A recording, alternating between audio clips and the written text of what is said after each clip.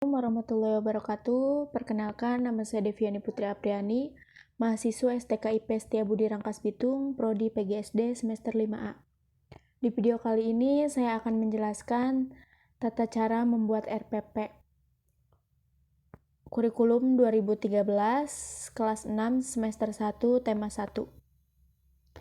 Baik, langkah pertama yang harus kita siapkan dalam membuat RPP adalah silabus. Karena RPP adalah penjabaran dari silabus untuk mengarahkan pada kegiatan siswa agar mencapai kompetensi dasar. Di sini saya telah menjabarkan silabus yang saya siapkan.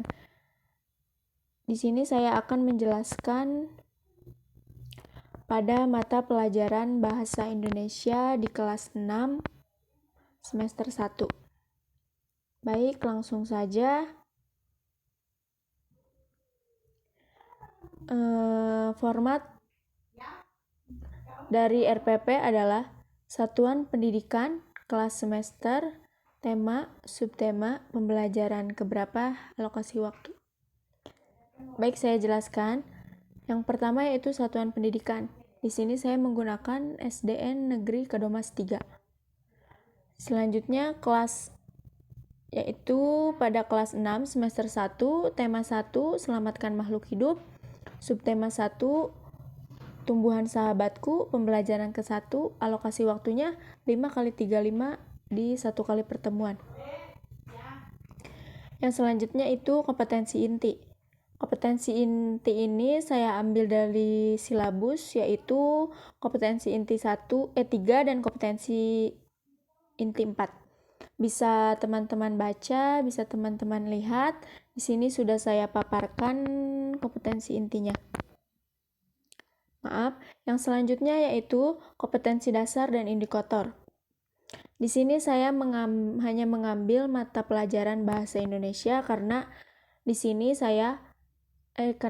tugas mata kuliah saya yaitu pelajaran Bahasa Indonesia agar lebih singkat. Jadi saya hanya memasukkan yang pelajaran Bahasa Indonesia saja. Di dalam kompetensi dasar dan indikator di sini sudah bisa teman-teman baca dan teman-teman lihat. Di sini saya ambil dari silabus ya. Pokoknya semua isi dari RPP ini saya ambil dari silabus yang saya pilih. Yang selanjutnya yaitu tujuan pembelajaran. Tujuan pembelajaran di sini bisa para guru kembangkan apa yang harus menjadi tujuan pada pembelajaran kali ini. Yang selanjutnya yaitu materi pembelajaran. Di sini saya memasukkan sedikit materi pembelajarannya, yaitu 1. Ide pokok dan informasi penting dari bacaan, 2. Ciri-ciri kesimpulan yang baik dan benar, dan 3. Macam-macam kosakata baru. Yang selanjutnya yaitu pendekatan dan metode pembelajaran. Pendekatan di sini bisa saya ambil scientific, modelnya Pictures, dan metodenya yaitu ceramah, diskusi, tanya jawab, dan penugasan. Di RPP juga terdapat media pembelajaran. Di sini saya menggunakan buku tematik. Bisa juga menggunakan PPT atau yang lain sebagainya. Yang selanjutnya yaitu sumber belajar. Sumber belajar di sini bisa teman-teman lihat terdapat pada buku peserta didik tema 1, buku tematik terpadu kurikulum 2013. Dan di sini ada penyusun buku tematiknya. Dan yang selanjutnya yaitu kegiatan pembelajarannya.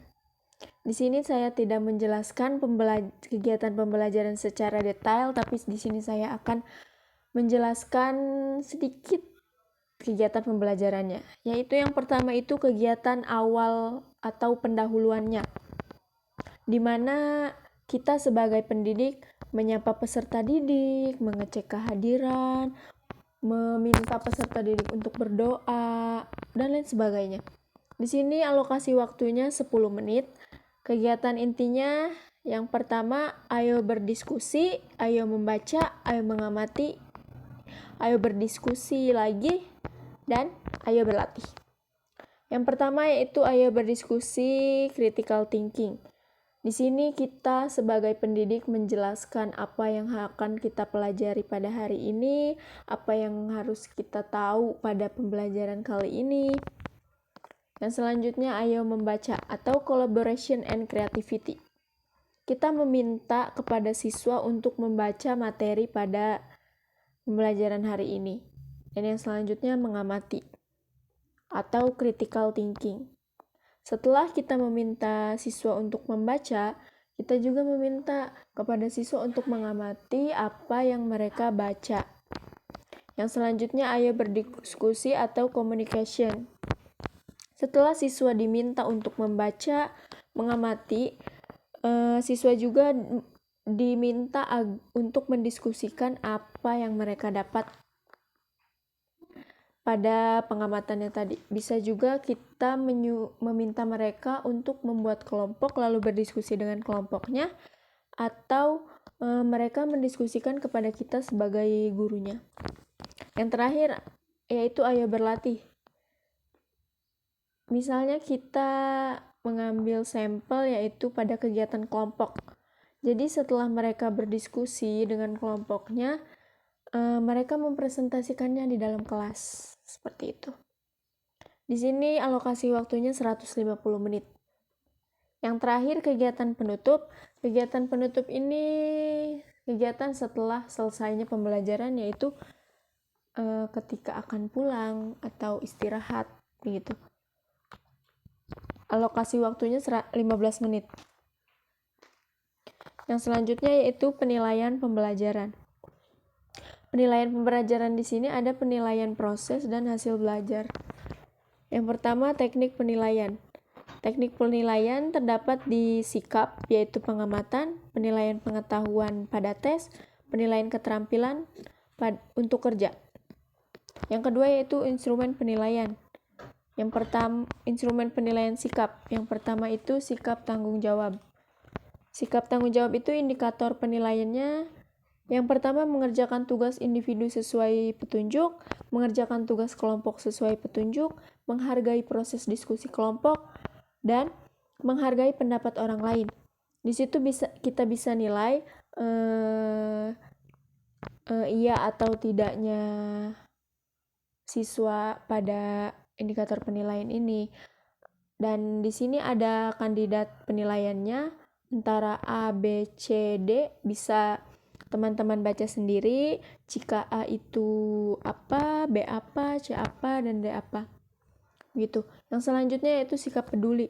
Sikap peduli di sini indikator penilaiannya yaitu memiliki inisiatif dalam tugas-tugas belajar di kelas, menunjukkan rasa ingin tahu, perhatian kepada teman dalam penyelesaian tugas belajar, dan responsif terhadap situasi belajar di kelas. Penilaiannya sama seperti di atas, iya atau tidaknya, kategori penilaiannya A, B, C, atau D. Bisa kita lihatlah bagaimana siswanya, mereka memenuhi indikator penilaian atau tidaknya. Dan yang terakhir itu sikap santun. Indikator penilaian di sini yaitu mengucapkan salam, bersikap santun, tidak berkata kasar, dan tidak menyela pembicaraan pada waktu yang tidak tepat. Sama penilaiannya seperti di atas. Setelah itu kita di sini menulis nama kepala sekolah, nama pendidik kelas atau wali kelas di sini serta NIP-nya. Baik, mungkin itu saja yang bisa saya sampaikan.